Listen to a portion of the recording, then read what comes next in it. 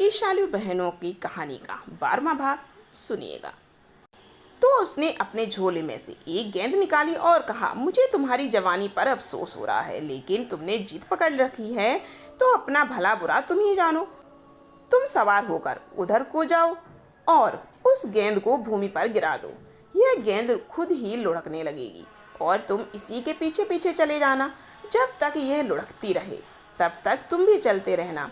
एक पहाड़ के नीचे जाकर यह गेंद रुक जाएगी। वहां तुम रुककर घोड़े से उतर जाना और घोड़े की लगाम उसकी गर्दन पर डाल देना ताकि वह ठहरा रहे। तुम फिर पहाड़ पर चढ़ना। तुम अपने दोनों ओर काले पत्थर काफ़ी अधिक संख्या में देखोगे।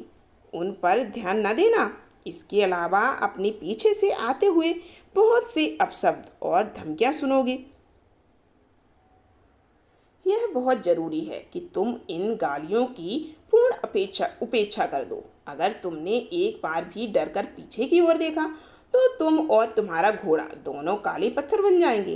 तुम्हें राह में मिलने वाले काले पत्थर भी तुम्हारी तरह उन 3 चीज की खोज में जाने वाले आदमी थे। पीछे देखने के कारण वे पत्थर बन गए हैं। अगर तुम कुशलतापूर्वक पहाड़ की चोटी पर पहुंच गए तो वहां एक वृक्ष पर टंगा हुआ पिंजड़ा मिलेगा जिसमें गाने वाली चिड़िया मौजूद है। उस चिड़िया की बातों से भी न डरना और उससे गाने वाले पेड़ और सुनहरे पानी का पता पूछना। अब वह तुम्हें बताएगी कि यह चीजें कहाँ मिलेंगी। इन सब चीज़ों को पाने के बाद तुम्हारी राह में कोई खतरा नहीं रहेगा। मैंने यह सब तुम्हें बता जरूर दिया है, लेकिन मेरा अब भी यही कहना है कि तुम वापस लौट जाओ। मैं साफ देख रहा हूँ कि तुम वहाँ गए तो काला पत्थर बनकर रह जाओगे। बहमन ने कहा, अब जो होना है वह होकर ही रहेगा। मैं पीछे तो लौटता नहीं।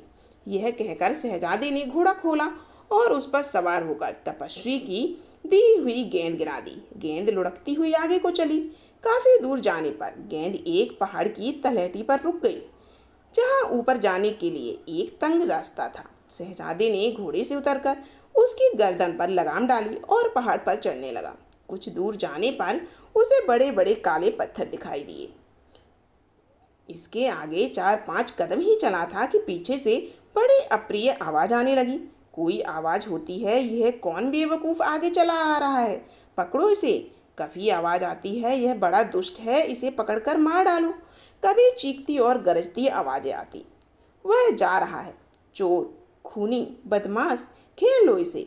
कभी हल्की सी आवाज आती, इसे पकड़कर बांधे रखना। कहानी का अगला भाग सुनने के लिए चैनल को सब्सक्राइब